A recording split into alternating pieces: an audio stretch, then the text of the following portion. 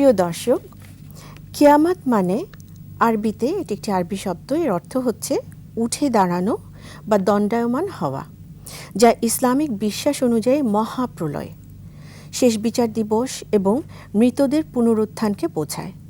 যখন আল্লাহ তাআলা সমস্ত মানবজাতিকে তাদের পাপ পুণ্যের হিসাব নেবার জন্য সমবেত করবেন এবং পৃথিবী ধ্বংস হয়ে যাবে, এটিই হচ্ছে কিয়ামত। এটি একটি চূড়ান্ত বিচার দিবস, যেখানে প্রতিটি মানুষের আমলের ভিত্তিতে জান্নাত এবং জাহান্নাম সিদ্ধান্ত হবে। এই দুটো বিষয় আমরা জানি। আমরা চলে যাব দুনিয়া থেকে, তারপরে আমাদের জন্য পুরস্কার রয়েছে অথবা রয়েছে তিরস্কার, এবং সেটি জান্নাত এবং জাহান্নাম। কিয়ামতের কয়েকটি মূল বিষয় রয়েছে। কিয়ামত শব্দের অর্থ একটু আগেই বলেছি, আবারও বলছি, উঠে দাঁড়ানো, মহাপ্রলয়, শেষ বিচার, পুনরুত্থান। আর ঘটনাটি কিভাবে ঘটবে? ফেরেশতা ইসরাফিল আলাইহিসসালাম তিনি শিঙায় ফুঁক দেবেন, এবং যা মহাবিশ্বের ধ্বংস এবং মৃতদের পুনরুত্থানের সূচনা করবে। এরপরে আসছে বিচারের বিষয়টি। সমস্ত মানুষ জাতি, সব মানুষকে আল্লাহর সামনে উপস্থিত করা হবে এবং তাদের কোনো কিছুই গোপন থাকবে না, কেননা সব কিছুই লিপিবদ্ধ থাকবে আমলনামায়। আর ফলাফল, চতুর্থ ধাপ, সেটি হচ্ছে ঈমান এবং আমল অনুযায়ী, অর্থাৎ ভালো কাজ মন্দ কাজ, আমাদের ঈমান কতটা সুদৃঢ় এবং আমরা আমল কি করেছি এই পৃথিবীতে, তার উপরে নির্ভর করে জান্নাত এবং জাহান্নামের ফয়সালা হবে। প্রিয় দর্শক, আজকের বিষয়বস্তুটি আসলে অত্যন্ত বেশি গুরুত্বপূর্ণ। আশা করছি আমরা সবাই নিজেদেরকে আরেকবার মনে করিয়ে দেব কিয়ামত কিভাবে ঘটবে, এর পরে কি হবে, পুরো সময়টিতে আসলে মানবজাতির কী একটি অবস্থা হবে। সেই বিষয়গুলো যেহেতু একেবারেই মহাসত্য, সে কারণেই এই বিষয়টির অবতারণা করা হয়েছে। আমরা আমাদের মূল আলোচনা শুরু করতে যাচ্ছি। জামিলা, কিয়ামতের ধারণা তো আমি একটুখানি শুরু করে দিয়েছি। তো এর ধারণা একটু সুবিস্তৃতভাবে এবং কোরআনের দৃষ্টিতে কিয়ামত কিভাবে আসছে, এটি কিভাবে সংঘটিত হবে, এটি নিয়ে আমরা শুরু করি। অনেক ধন্যবাদ।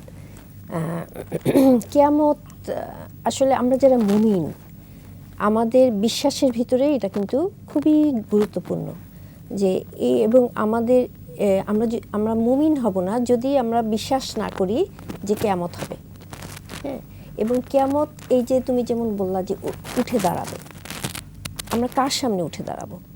আমাদের যে সৃষ্টিকর্তা, তার সামনে আমাদেরকে উঠে দাঁড়াতে হবে এবং আমাদেরকে এই বিশ্বাস আনতে হবে যে এটা এমন একটা দিন, যেই দিনটা পৃথিবীর শেষ। এবং আমরা কিন্তু সায়েন্টিফিকভাবে বলি যে আসলে সব কিছুর ক্ষয় আছে, সব কিছুর লয় আছে, সব কিছুর একটা নির্দিষ্ট সময়সীমা আছে, যেই সময়সীমার পরে সেই জিনিসটা কিন্তু আর এক্সিস্ট করবে না। এবং কিয়ামতটা সেই ধারণাটাই আমাদেরকে দেয় যে যখন পৃথিবীর সমস্ত কর্মকাণ্ড যা যা আসলে এখন হচ্ছে, আমরা যা আমাদের মনুষ্য দৃষ্টিতে বা দিব্য দৃষ্টিতে আমরা যা দেখতে পাচ্ছি, এগুলো যেভাবে চলছে সেইটার ভারসাম্যটা নষ্ট হয়ে যাবে এবং এটা কিন্তু মাস্ট হবেই। হ্যাঁ, এবং এই বিলিফটা যদি আমাদের না থাকে, আমরা আসলে মুমিন হব না। এই জন্য ঈমানের একটি গুরুত্বপূর্ণ অংশ, হবার একটি গুরুত্বপূর্ণ অংশ। হ্যাঁ, যেটার জন্য তুমি বললে যে আসলে কিয়ামত আমাদের জীবনের জন্য খুব গুরুত্বপূর্ণ। এবং কিয়ামত যে সংগঠিত হবে সেটা যেরকম আমরা বলি যে এটা অবশ্যই অবশ্যম্ভাবী, এবং পৃথিবীর প্রত্যেকটা জিনিসই যেরকম শেষ হয়ে যাবে।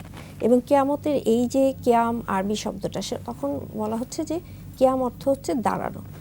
একটা হচ্ছে আল্লাহর সামনে দাঁড়ানো, কোথা থেকে আমরা দাঁড়াবো? হযরত মুহাম্মদ সাল্লাল্লাহু আলাইহি সাল্লামের যখন আসলে ধর্ম প্রচার করছিলেন, তখন যখন উনি বলতেন যে আসলে তোমরা সৎ পথে চলো, সত্য কথা বলো, কারো হক নষ্ট করো না, কারণ তোমাদের এগুলোর জবাবদিহি করা লাগবে। তোমাদেরকে একদিন কিন্তু শেষ একটা বিচার হবে তোমাদের, এটা মানে আমরা অ্যাকাউন্টেবল, আমাদেরকে জবাবদিহি করা লাগবে। তাহলে আমরা আসলে শেষ হয়ে যাব। আমরা মনে করি, অনেকেই মনে করি যে অনেকে তো অ্যাক্সিডেন্ট করতেছে, একদিকে হাত একদিকে পা, তাকে কিভাবে আবার উঠে দাঁড়ানো হবে, তাকে নিয়ে। তাহলে আমি একটু এখানে বলি, আমরা কিয়ামতের মতো একটি বিষয় নিয়ে যেহেতু আলাপ করছি, আমরা তো নিশ্চয়ই আমরা কিয়ামত যখন সংঘটিত হবে তার আগে আমাদের পৃথিবীতেই নানা রকমের ছোটোখাটো পরিবর্তন ঘটতেই থাকবে, এবং সেই কারণেই আমরা যদি আমি বলতে চাই, একটু আমি বলি, সেটা হচ্ছে কোরআন এবং হাদিসে কিয়ামতকে বিভিন্ন নামে অভিহিত করা হয়েছে। যেমন আল কারিয়া, এটি হচ্ছে আঘাত, যখন আঘাত আসছে, বিপর্যস্ত একটি অবস্থা। তারপরে হচ্ছে আল জিলজাল, যেটি হচ্ছে ভূমিকম্প।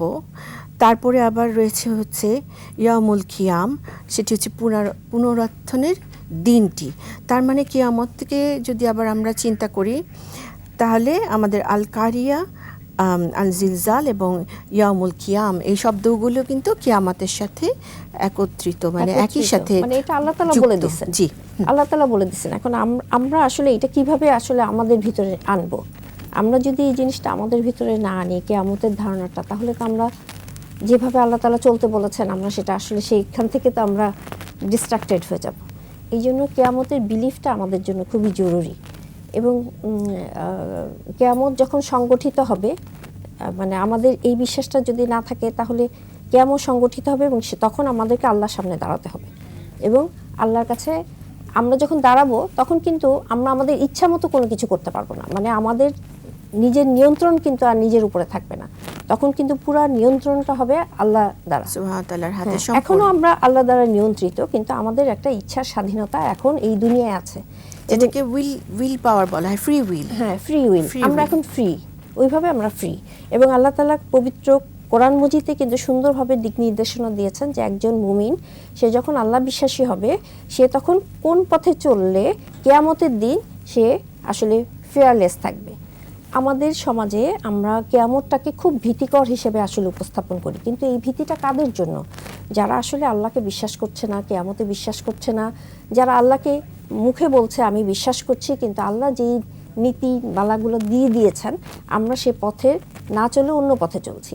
আমাদেরকে ভালো রাখার জন্য, আমাদেরকে সুন্দরভাবে সারভাইভ করার জন্য এবং কিয়ামতের দিবসে আল্লাহর সামনে আমরা যেন সম্মানের সাথে দাঁড়াতে পারি, সেই জন্য আল্লাহ তাআলা যে দিক নির্দেশনাগুলো দিয়েছেন, তাহলে মুমিন যখন হবে তখন কিন্তু এই দিক নির্দেশনাগুলো সে যখন অনুসরণ করবে, কিয়ামতের দিন আল্লাহ তাআলার সামনে যখন সে দাঁড়াবে, তখন কিন্তু তার ভয় লাগবে না।